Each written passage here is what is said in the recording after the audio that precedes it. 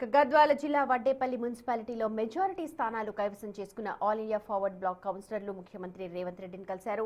మంత్రులు జూపల్లి కృష్ణారావు, అడ్లూరి లక్ష్మణ్ వాళ్ళని తీసుకెళ్లారు. అయితే తాము కాంగ్రెస్ లో చేరడం లేదని, కేవలం సీఎం ఆశీర్వాదం కోసం వచ్చామన్నారు. వడ్డేపల్లి అభివృద్ధికి సహకరించాలంటూ అడిగామని చెప్పుకొచ్చారు. వడ్డేపల్లి మున్సిపాలిటీలో మొత్తం 10 స్థానాలుంటే 8 స్థానాలను రికార్డు విజయం నమోదు చేసింది ఫార్వర్డ్ బ్లాక్ పార్టీ అభ్యర్థులు. పార్టీ తరఫున వడ్డేపల్లి మున్సిపాలిటీలో విజయం సాధించినటువంటి వడ్డేపల్లి శ్రీనివాసులు గారు, వారి యొక్క బృందం అంతా కూడా ఈరోజు సీఎం గారిని కలిసి మా యొక్క కాన్స్టిట్యున్సీ డెవలప్మెంట్ కోసం మరి సహకరించాల్సిందిగా, నిధులు ఇవ్వాల్సిందిగా అభ్యర్థించి వారి మద్దతుని, సహకారాన్ని కోరటం జరిగింది. ఈరోజు మొత్తం తెలంగాణలో all India forward bloc party పూర్తిగా గెలిచిన వడ్డేపల్లి శ్రీనివాసులు గారు, వడ్డేపల్లి మున్సిపాలిటీ తను కూడా పార్టీలో ఉండి పార్టీ తరఫున గెలిచినాను.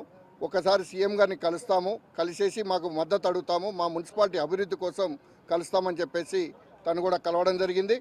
అంతేగాని ఎవరో ఊహించుకున్నట్టుగా పార్టీలు మారుతున్నారనే ఊహలు తప్పు అని చెప్పేసి తెలియజేస్తున్నాం. వడ్డేపల్లి మున్సిపాలిటీ మొన్న జరిగిన ఎలక్షన్లలో నా వర్గం అనగా వడ్డేపల్లి శ్రీనివాసుల వర్గం కౌన్సిలర్లు, మేము, మా కన్వీనర్లు, ఫార్వర్డ్ బ్లాక్ కన్వీనర్లు అందరం కలిసి సీఎం గారిని కలవడం జరిగింది. సీఎం గారి అభినందనలు తీసుకొని మా మున్సిపాలిటీ యొక్క వడ్డేపల్లి మున్సిపాలిటీ యొక్క డెవలప్మెంట్ కొరకు ఫండ్స్ కానీ, సహకారం కానీ ఉండాలని, ఆమె ఆశీస్సులు ఉండాలని సీఎం గారిని కలవడం జరిగింది.